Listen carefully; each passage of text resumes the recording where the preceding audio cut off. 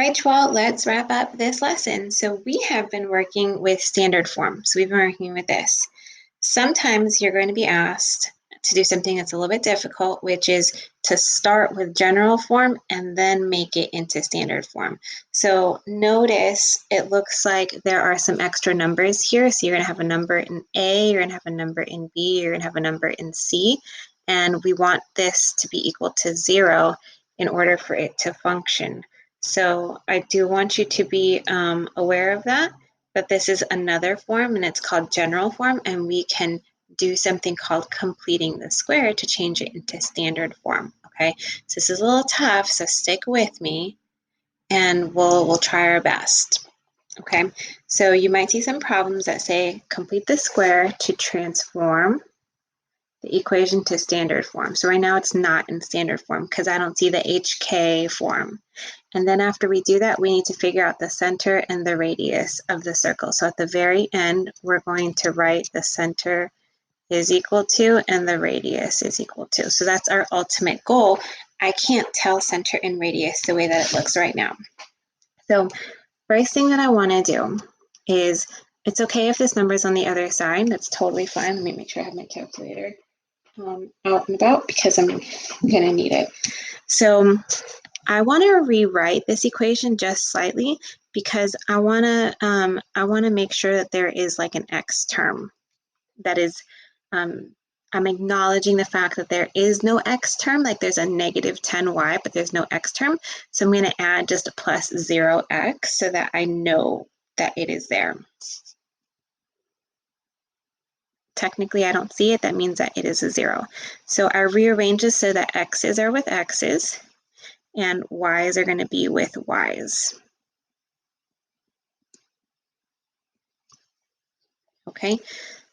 The reason why I want to do that is because I'm going to work these x's together and I'm going to work these y's together to begin to add the parentheses from here. So the complete the square process is as follows. I'm going to look at the x term and I'm going to divide it by 2. 0 divided by 2 is 0. And then I'm going to square it, and guess what? 0 squared is 0. So this right here technically becomes x squared plus 0x plus 0. Okay, and I'm going to technically balance the other side by adding whatever I'm adding to the inside, which was 0. I'm going to bring down this plus sign right here. And then I'm going to do the same thing with y squared. So y squared minus 10, so minus 10 divided by 2, remember we're splitting it in 2, is negative 5. And negative 5 squared happens to be what? 25. So this y squared minus 10y becomes y squared minus 10y plus 25. And then I'm going to balance the other side. 119 plus 0 is 119. Since I added this 25, I'm going to add 25 to this side right here. Okay, so far so good. So this process is called completing the square. You may have seen it in algebra. From here, this is now a perfect square trinomial. It technically condenses to whatever I got when I divided by 0. So technically I have this, which could also be rewritten as just x squared, which I'm writing in the corner, but I'm going to leave it like this just so that I can tell what my center and my radius is. This y term right over here is also going to condense into what I got when I divided by 2. Remember that I got negative 5. And then 119 plus 25 is 144. So this already looks like it is in standard form. You could also just take this a step further, x squared plus y minus 5 squared equals 144. You should now be able to tell what your center and what your radius are. So if I have 0, right, as plus 0, that means that my x coordinate is 0.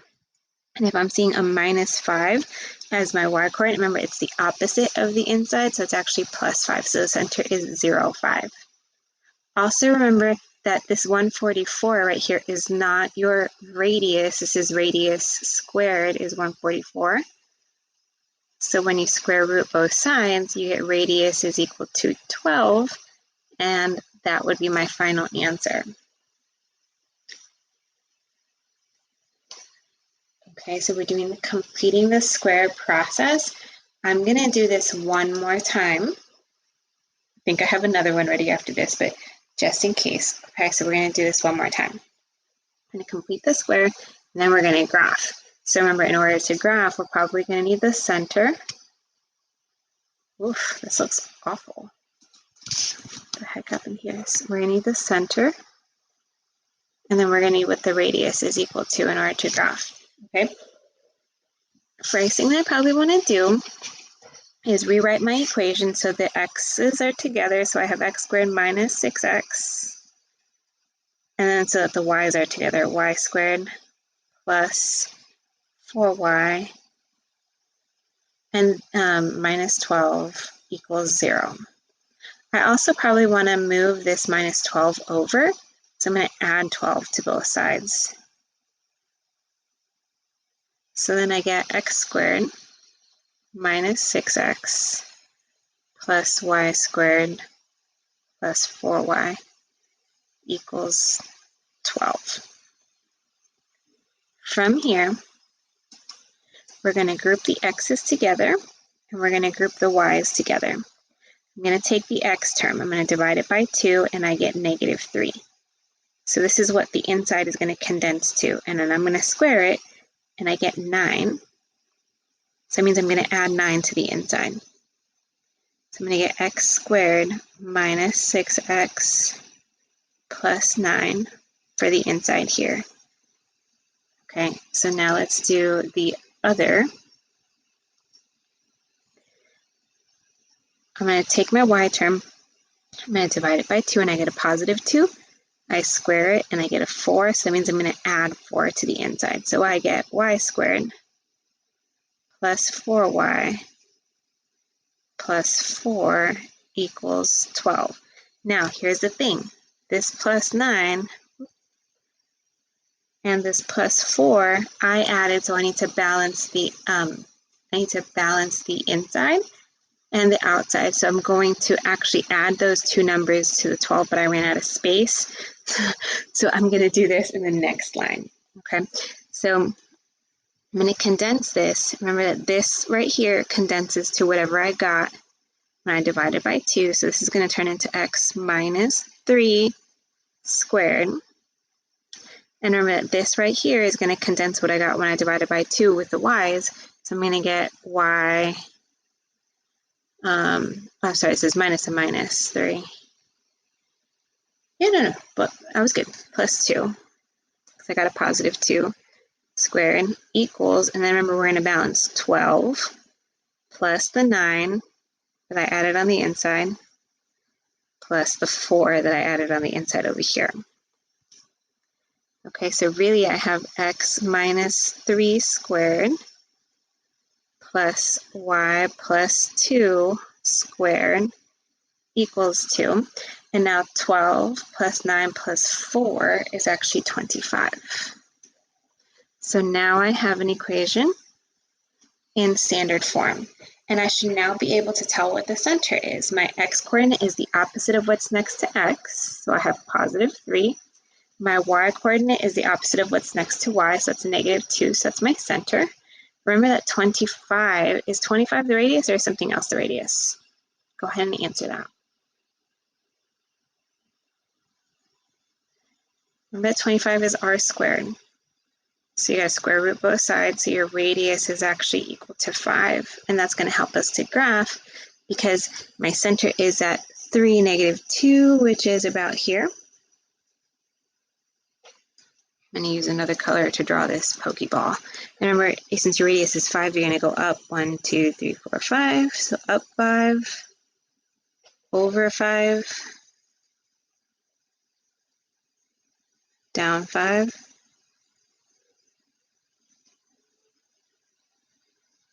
Oh my God, I can't draw. And then over 5 this way.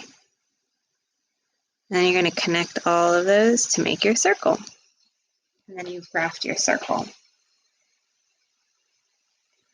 Okay, so let's do that one more time, shall we? So use the graph below. So this is a little bit easier, because you don't have to complete the square. Use the graph below to determine the equation of the circle in center radius form and then general form. So we actually then want to put it in both forms, which is going to be a little bit tricky. So we need to do the following from here. We need to figure out what the center is. And then we need to figure out what the radius is, so then we can put it in our standard form, and then we'll put it in general form, okay? So here's what I would do for you. I would figure out what the diameter is equal to, okay? So what is the diameter equal to? And then based on what the diameter is equal to, what is the radius equal to? Go ahead and answer that right now.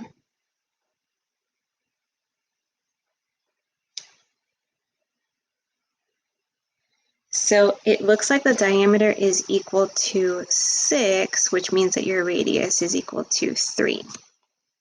That kind of makes sense? So if the radius is equal to 3, then that puts our center halfway through, which is right here at that point. And that point, so it's like the midpoint between negative 2,7 and negative 2,1, or it's also the midpoint between this way. I could have figured it out that way as well.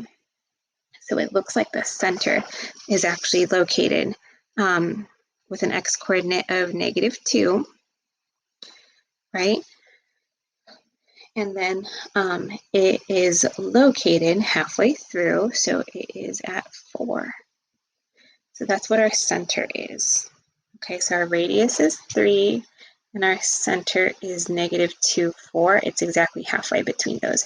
So when I put this in radius center form for part A, remember that the formula is h minus whatever the x-coordinate is, so it's going to be minus negative 2 squared plus y minus whatever the y-coordinate is, which in this case is 4 squared, is equal to radius squared. So minus a minus is plus. This stays the same. 3 squared is 9. This is my answer to part A.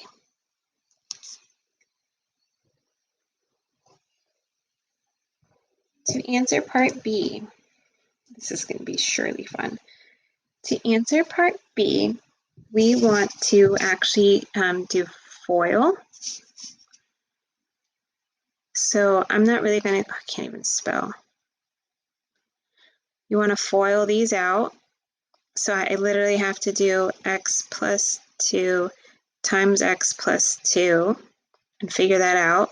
And then I'm going to do the same for y's. Y minus 4, y minus 4, and then figure that out and then combine like terms. So I'm not really going to spend a lot of time on that because you don't really have to know that for your classwork for today or for the EOC. So really you just want to concentrate on making the connection between a general form to then getting it into standard form, and then also using a graph to get your standard form equation. Okay, so you got a couple more problems and then you're done for the day.